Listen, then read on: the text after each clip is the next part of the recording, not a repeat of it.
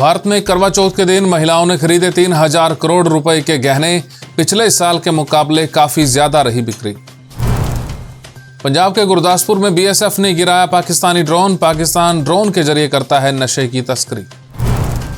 रूस की तरफ से तीसरे विश्व युद्ध की धमकी के बाद बेचैन हुए यूरोप और अमेरिका। यूक्रेन में भेजे जा रहे हैं मिसाइल डिफेंस सिस्टम।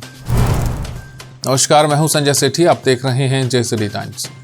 करवा चौथ के दिन देश भर में लगभग 3000 करोड़ रुपए की सोने और चांदी की ज्वेलरी की बिक्री हुई। पिछले वर्ष ये आंकड़ा करीब 2200 करोड़ रुपए का था। अगर पिछले साल के मुकाबले इस साल के रेट की बात करें तो सोना महंगा हुआ है। पंजाब में सुरक्षा बलों ने पाकिस्तानी साजिश को नाकाम कर दिया है। पंजाब के गुरदासपुर में कल रात पाकिस्तानी ड्रोन दिखा। बीएसएफ के जवानों ने ड्रोन पर फायरिंग की। फायरिंग के दौरान गोली लगने से भारत की ही सरहद में ड्रोन जा गिरा, जिसके बाद बीएसएफ ने ड्रोन को कब्जे में ले लिया है। पाकिस्तानी ड्रोन दिखने के बाद बीएसएफ ने नजदीकी इलाके में अभियान चलाया है। कर्नाटक में एक बीजेपी विधायक को चुनाव आयोग ने गलत जानकारी देने के मामले में 2 महीने की सजा सुनाई है। इसके साथ ही 10,000 रुपए का जुर्माना भी लगाया है। बीजेपी विधायक पर चुनाव आयोग में दाखिल हल्फनामे में जानकारी छिपाने के आरोप लगे हैं। जम्मू कश्मीर में केंद्र सरकार किसान सम्मान निधि की साल भर की रकम एडवांस देने की तैयारी में है। यह रकम 18 लाख खातों में सीधे ट्रांसफर होगी। बर्फबारी के मौसम में 3 से 4 महीने तक सामान्य जनजीवन लगभग ठप रहता है, इसलिए 4 महीने तक का राशन और एलपीजी सिलेंडर भी एक साथ दिए जा रहे हैं। 1970 से लेकर अब तक दुनिया भर के 2/3 वन्य जीव आबादी खत्म हो चुकी है, यानी कि लगभग 70% जंगली जीव धरती और समुद्र दोनों से गायब हो चुके हैं। ये डरावनी report world wild life fund ने जारी की है। इस रिपोर्ट के मुताबिक इस बड़े और दुखद बदलाव के पीछे 3 बड़े कारण हैं। पहला जलवायु परिवर्तन, दूसरा जंगलों का खत्म होना और तीसरा प्रदूषण। अमेरिका का 44 लाख एकड़ जमीन और 6.5 लाख इमारतें जल्द ही समुद्र में डूब जाएंगी। जलवायु परिवर्तन और ग्लोबल वार्मिंग की मौजूदा रेट के मुताबिक ये बुरी स्थिति 28 साल में आ जाएगी। यह खुलासा हाल ही में क्लाइमेट सेंटर नाम की संस्था की रिसर्च में हुआ है।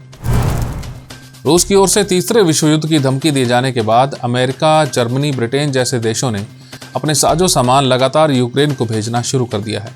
जर्मनी ने 4 एयर डिफेंस सिस्टम यूक्रेन में भेज दिए हैं। इस बीच ब्रिटेन ने भी अत्याधुनिक तकनीक से लैस एयर डिफेंस के हथियार यूक्रेन को देने की घोषणा कर दी है।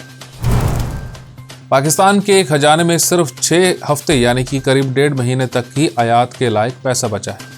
इसी बीच पाकिस्तान को कर्ज की किस्तों का भुगतान भी करना होगा।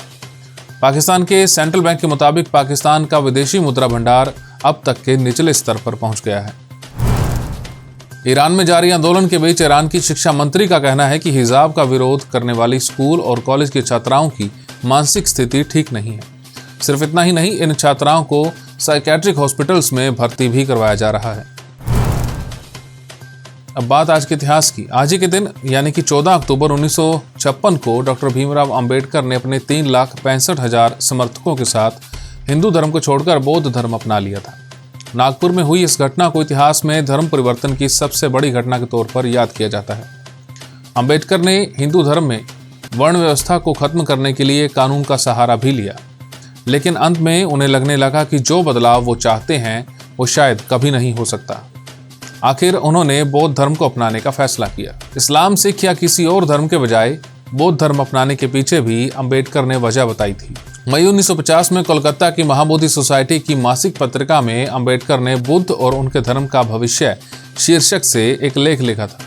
इस लेख में उन्होंने बौद्ध, हिंदू, ईसाई और इस्लाम धर्म की अलग अलग पैमानों पर तुलना की थी।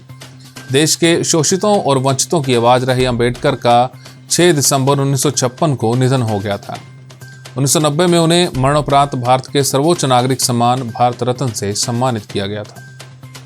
हमारे इस खास पेशकश में फिलहाल इतना ही। देश और दुनिया की तमाम खबरों के लिए आप देखते रहिए जेसीडी टाइम्स।